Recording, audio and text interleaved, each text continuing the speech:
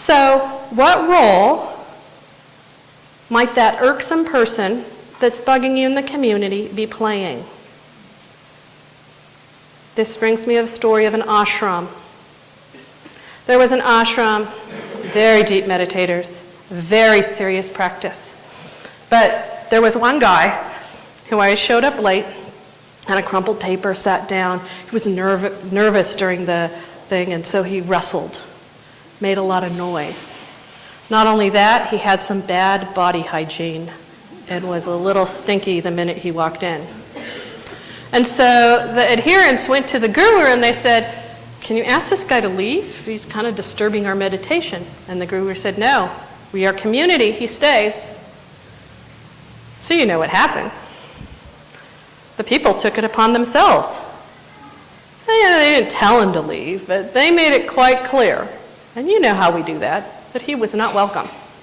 And so, after a while, he stopped showing up to the meditations. 2 weeks of peaceful meditation. Everybody felt safe again. And then the guru got up to the front after about 2 weeks and said, "If you don't get that guy back, I'm leaving. I won't be your guru anymore." And they said, "But Master, why?" And he said, "He was the only one that actually showed you how turbulent your mind is. And without him, you will never learn to calm your mind in distressful situations. He was the greatest teacher we had." So what is that irksome person, or the one that you think has no talents or is a little slower? What role are they playing in your community?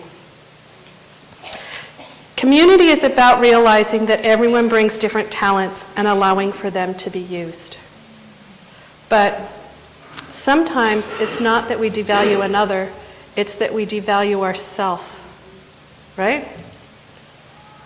A lot of times what makes us not have a sense of belonging is that we opt out. I'll give you an example of this. I did tell you I'm starting to get back in this software thing. And so I've been investigating open source software communities.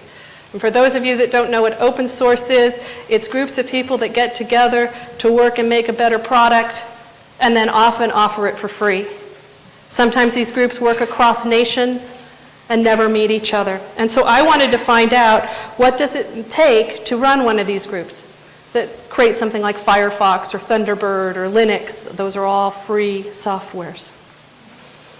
And in talking and interviewing people, someone told me that the best way to get to know how they actually operate is to be in one. And I said, "But I can't because I'm not a programmer." And he said, no, actually what they need in these groups are everyone. They need people who are not technical to be able to test. They need documentation writers. They need marketers to be able to make marketing material. So you see, I had opted myself out of being able to participate. What are you opting yourself out of? As I started to investigate these communities, I went and got an O'Reilly publication. These are more the technical publications. And I thought this would talk about, social networking and Twitter and how to use Facebook to make the communities, etc. I just want to read you what Jono Bacon, who ran several of these communities, had to say in the very first chapter.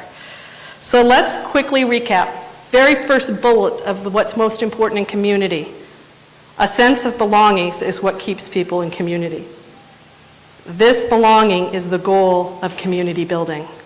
The hallmark of a strong community is when its members feel it belong. True in technology, true in churches, true in work environments.